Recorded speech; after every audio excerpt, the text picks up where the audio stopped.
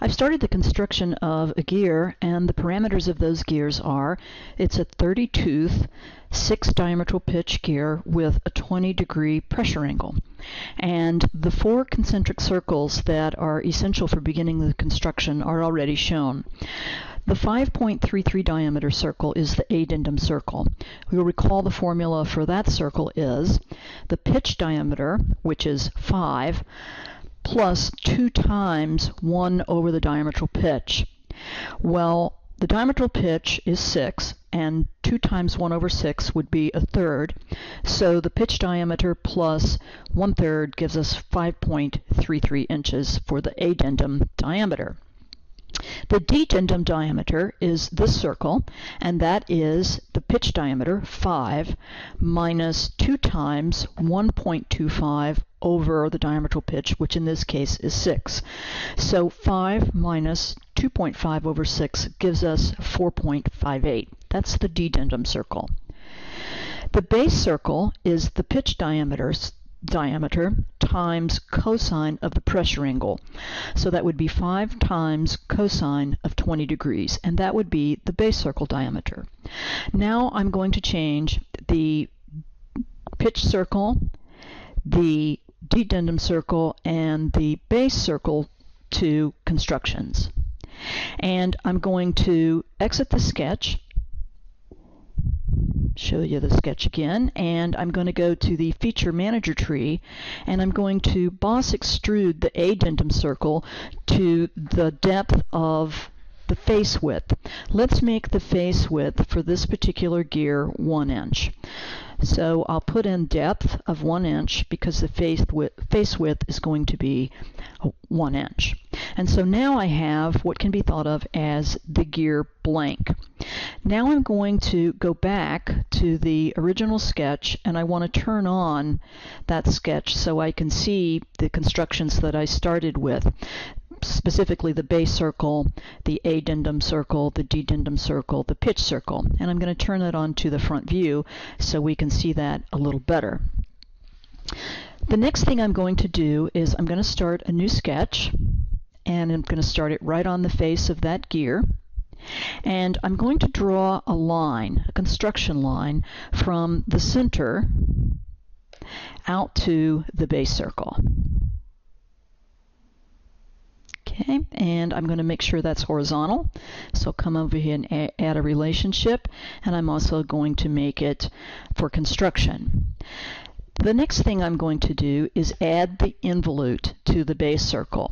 So to do that, what I'll do is go to the spline tool. Let me go back in that sketch and check the spline tool out.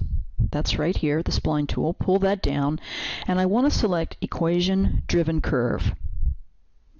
The type of equation-driven curve I want to select is a parametric curve. And the equation for the x-coordinate of that parametric curve is going to be the base circle diameter, or base circle radius. 5 is the pitch circle. I want the radius, so I'm going to divide that by 2, times the cosine of 20 degrees, and I'm going to change that to radians, so it's pi times 20 divided by 180. Now that's my base circle radius. The next part is the actual parametric curve. So right there, what you see in red is the base circle radius.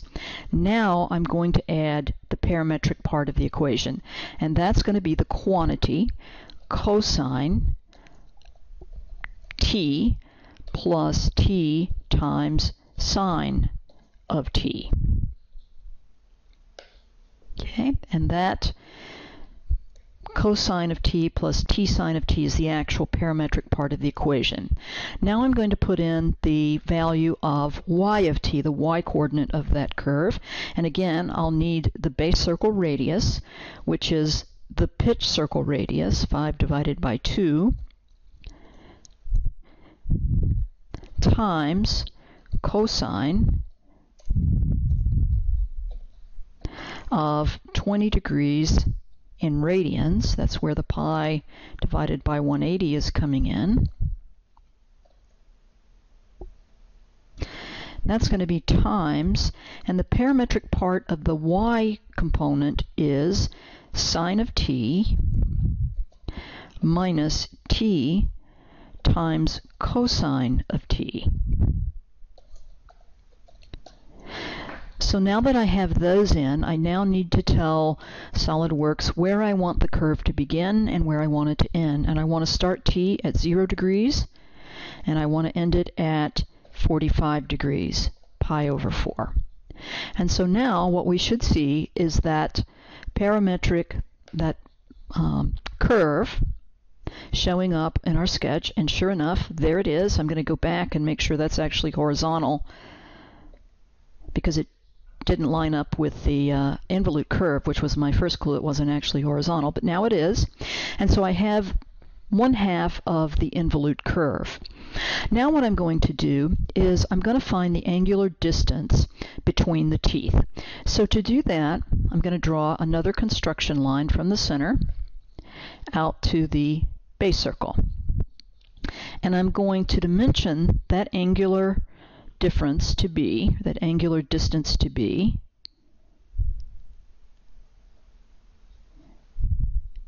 I want the interior angle, and I'm going to dimension that to be 360 degrees divided by 4 times the number of teeth on this gear. And we had 30 teeth on the gear. And what I'm going to use that line for is actually to mirror the involute. The actual angular distance between teeth would be twice that value. But that value is 3 degrees, and the actual angular value for a full tooth would be 6 degrees. So what I'm going to do is I'm actually going to draw yet another line, or I could just mirror it. So I'm going to mirror this line about this line, and I'm going to mirror the involute about that line that defines the 3-degree mirror line. Okay, so I want to mirror the involute, and I'm going to mirror that involute about this line. Okay, and so you can see that that's going to give us what's starting to look like a full gear tooth. But what we're going to do is we're actually going to form the space between the gear teeth, which is called the sevolute. And the sevolute is going to be cut away from the gear blank, leaving just the gear teeth. So let's finish the construction of this tooth, and then we'll construct the sevolute, and then we'll do a cut so that we can get just the teeth. I'm going to zoom in a bit. And what I'm going to do is I'm going to draw a line straight down from here. And I'm going to stop right there. The next thing I'll do is I'm going to mirror this part of the tooth and that short line that I drew from the base circle to the dedendum circle across another half angle to get the opposite side of the next tooth. So I'll mirror this line about this line. And next what I'll do is I'm going to mirror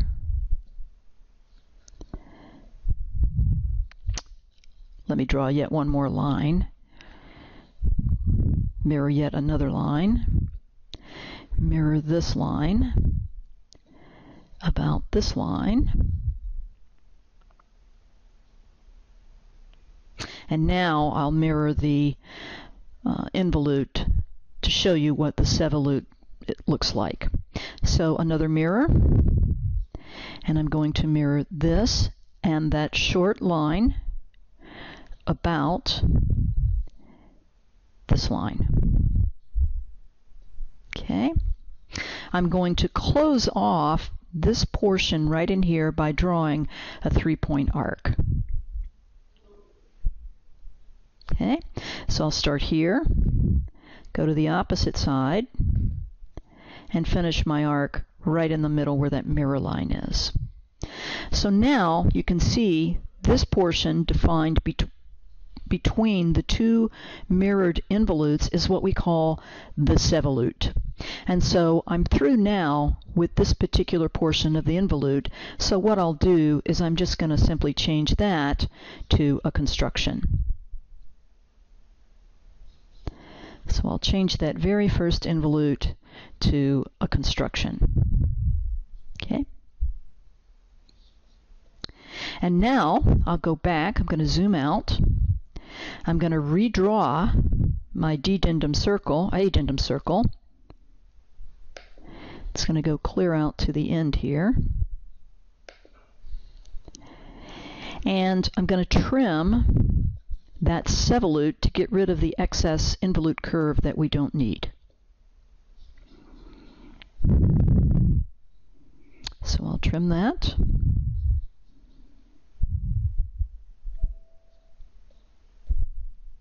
And I'll trim this portion.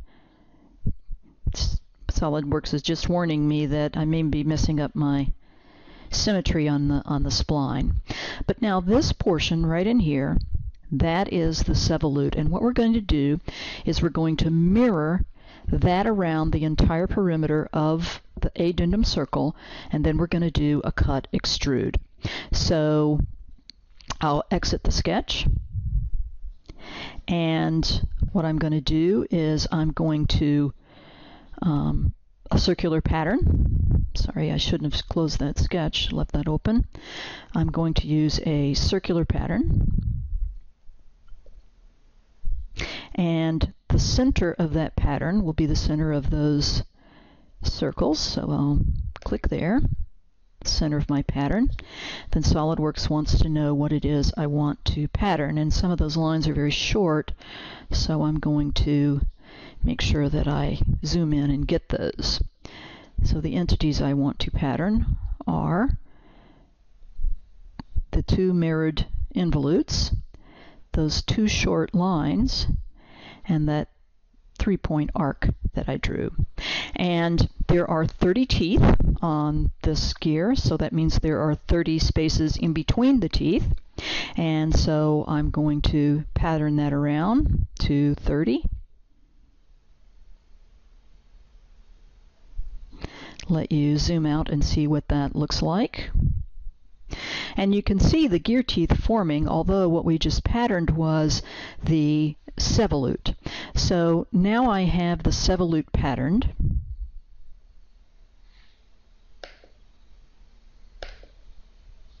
And I'm going to perform a cut extrude on that pattern.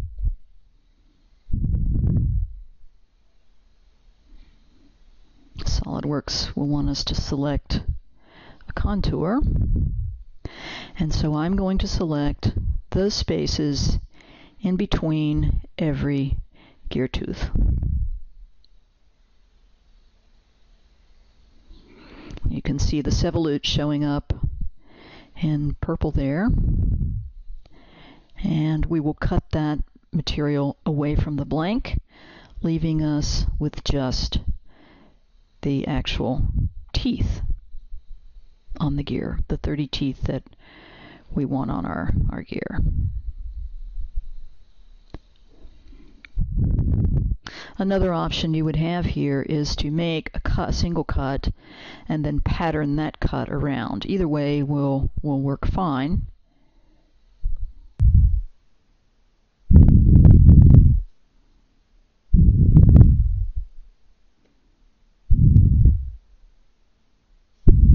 So there's our 30-tooth gear, pressure angle of 20 degrees, 6 diametral pitch. So again, we started out with the constructions that are shown under this boss extrude, the addendum, dedendum circles, the pitch circle, and the base circle. And then the next thing we did was we boss extruded that. And then we defined our sevolutes. and then we did our cut extrude. So that's the process for creating a gear.